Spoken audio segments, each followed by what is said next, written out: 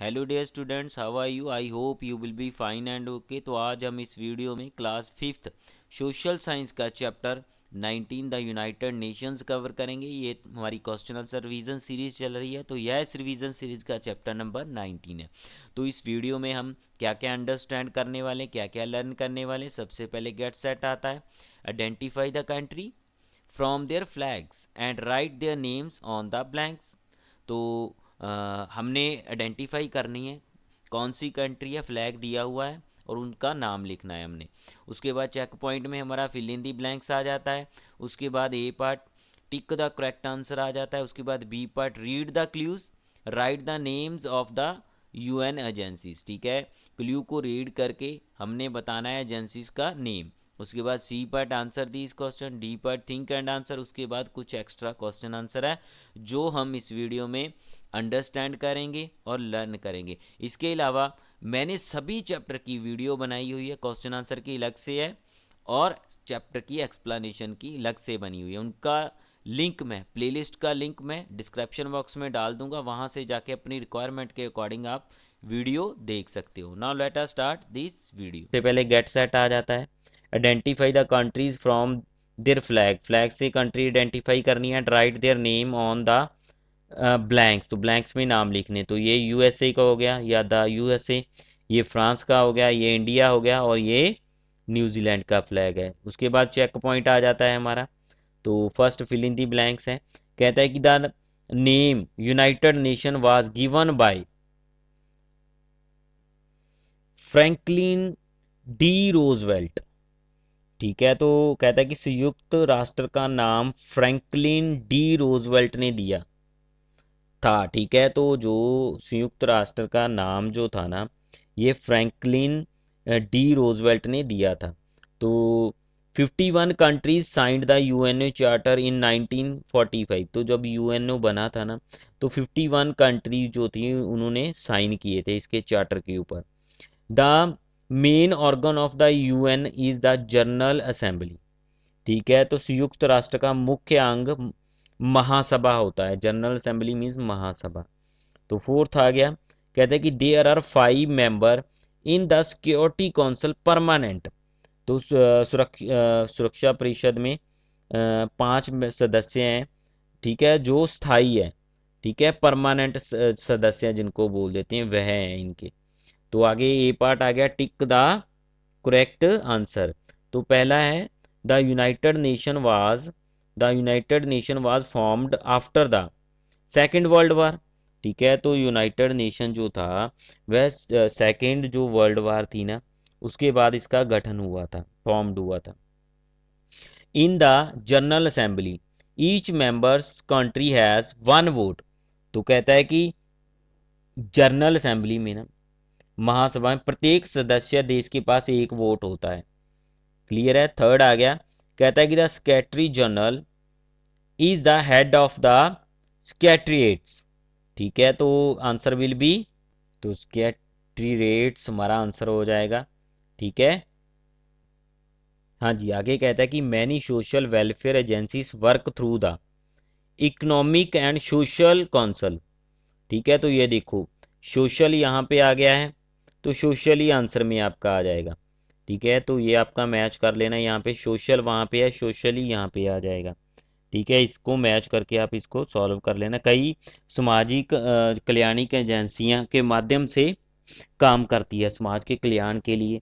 ठीक है, एजेंसी के रूप में काम करती है, तो उसको क्या बोलते हैं? इकोनॉमिक एंड सोशल काउंसिल बोल देते हैं। हाँ जी, तो आगे आ गया, read the clue, right the name of UN agencies का नाम लिखना है अपने क्लू को रीड करके। तो मैं सॉल्व कर दिया है। कहता है कि फाइट हंगर, रिमूव हंगर। ठीक है, तो ये FAO आ जाएगा आपका हमारा। ठीक है, इसका आंसर FAO है, जिसकी फुल फॉर्म है the food and agriculture organisation. ठीक है, तो फुल फॉर्म आप ये लिख सकते हो। ठीक है, FAO लिख सकते हो, यहाँ से भी आपका काम चल जाएगा। तो ये भी आपका राइट आंसर होगा। तो अगर आप फुल फॉर्म आपको लर्न है तो साथ में फुल फॉर्म भी आप लिख सकते हो। तो एजुकेशन फॉर ऑल, ठीक है, सभी के लिए शिक्षा, तो ये यूनेस्को आ जाता है। ठीक है, यूनेस्को आ गया इसमें। मीनिंग हो गया the united nations educational scientific and cultural organisation. उसके बाद थर्ड आ गया right work right wages, right work right wages, तो ILO आ गया इसका मीनिंग, ठीक है।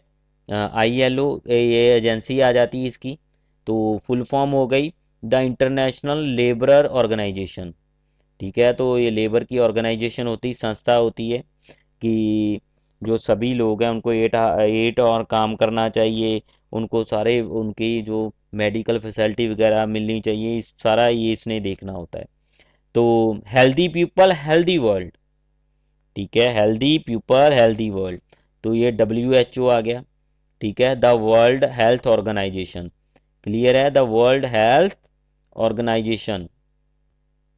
सी, तो कहता है कि when and why was the united nation formed, तो संयुक्त राष्ट्र का गठन कब और क्यों किया गया, कहता है कि answer the second world war caused large scale destructions, destruction होता है विनाश तबाही, in the world the countries prayed and hoped for world peace, तो कहता है कि दूसरे विश्व युद्ध की ने दुनिया में बड़े पैमाने पर विनाश किया, देशों ने प्रार्थना की, जो सारे देश देश थे ना उन्होंने प्रार्थना की और विश्व शांति की आस आस की, ठीक है, प्रार्थना की, विश्व शांति की आस की कि अब देशों में शांति आनी चाहिए। कहता है कि रिप्रेजेंटेटिव्स होता है प्रतिनिधि of 51 countries met at San Francisco in USA on 24 October, ठीक है। तो अब क्या हुआ 1945 एंड साइंड ए चार्टर, तो कहता है कि 51 देशों के जो कंट्री के प्रतिनिधि थे ना वो मिले सैन फ्रांसिस्को में USA में जो है 24 अक्टूबर 1945 में, ठीक है, 1945 में, एंड उन्होंने एक चार्टर साइन किया, ठीक है। This charter create a new international organisation, तो इसी चार्टर ने एक नई इंटरनेशनल ऑर्गेनाइजेशन स्थापित की called the united nation organisation, ठीक है, जिसको यूनाइटेड नेशन ऑर्गेनाइजेशन बोलते हैं, ठीक है, UNO, ठीक है, शॉर्ट फॉर्म में, ठीक है। What are the objective of UNO, कहता है कि ऑब्जेक्टिव क्या है UNO की, what are the objective of the UNO means की संयुक्त राष्ट्र के उद्देश्य क्या है, उद्देश्यों के बारे में हमने बताना है, ठीक है। कहता है कि the objective of the UNO united nation are as follow, ठीक है, तो संयुक्त राष्ट्र के उद्देश्य इस प्रकार हैं, ठीक है। तो UNO भी लिख सकते हो, यूनाइटेड नेशन लिख दिया है यहाँ पे, फुल फॉर्म लिखती है, तो आप UNO भी लिख सकते हो। फर्स्ट आ गया to promote peace in the world, ठीक है, दुनिया में शांति को बढ़ावा देने के लिए, to promote peace in the world, to promote cooperation among nations, ठीक है, तो राष्ट्रों के बीच सहयोग को बढ़ावा देना, ठीक है, सहयोग को बढ़ावा देने के लिए, to improve the social and economical condition of the people, लोगों की, ठीक है, लोगों की सामाजिक और आर्थिक स्थिति में सुधार करना, ठीक है, जो लोग हैं उनकी आर्थिक और सामाजिक स्थिति में सुधार करना, टू प्रोटेक्ट ह्यूमन राइट्स, तो ह्यूमन राइट्स को प्रोटेक्ट करना, ठीक है, जो ह्यूमन राइट्स है उनको प्रोटेक्ट करना, तो ये भी इसी में आ जाता है, मानव अधिकारों की रक्षा करना जिसको बोल सकते हैं। हाँ जी, what are the achievements of the UN, तो UNO की अचीवमेंट कौन सी है, ठीक है, प्राप्तियां जिसको बोलते नहीं, या उपलब्धियां कह सकते हैं। कहता है कि the achievement of UNO are, तो ठीक है, UN की जो अचीवमेंट है वो कौन कौन सी है, वह है नंबर 1 है the UN has been very successful in maintaining peace in the world, ठीक है, तो कहता है कि UNO दुनिया में शांति बनाए रखने में बहुत सफल रहा है। It has been able to solve many international dispute, ठीक है, कहता है कि यह कई अंतर्राष्ट्रीय विवादों को हल करने में सक्षम रहा है, ठीक है, बहुत सारे जो अंतर्राष्ट्रीय विवाद हैं उनको इसने सॉल्व किया है। It has it has prevented conflicts from growing into a major war. ठीक है, तो कहता है कि इसने संघर्षों को मुख्य युद्ध में बनने से रोका है। तो कॉन्फ्लिक्ट क्या किया है, इन्हें प्रिवेंट कर दिया है कि छोटे छोटे जो झगड़े होते हैं देशों के बीच में, दो देशों के बीच में, उसको सॉल्व कर दिया है। ठीक है, ताकि आगे जाके फर्स्ट और सेकंड वर्ल्ड वार की तरह कोई वर्ल्ड वार ना हो।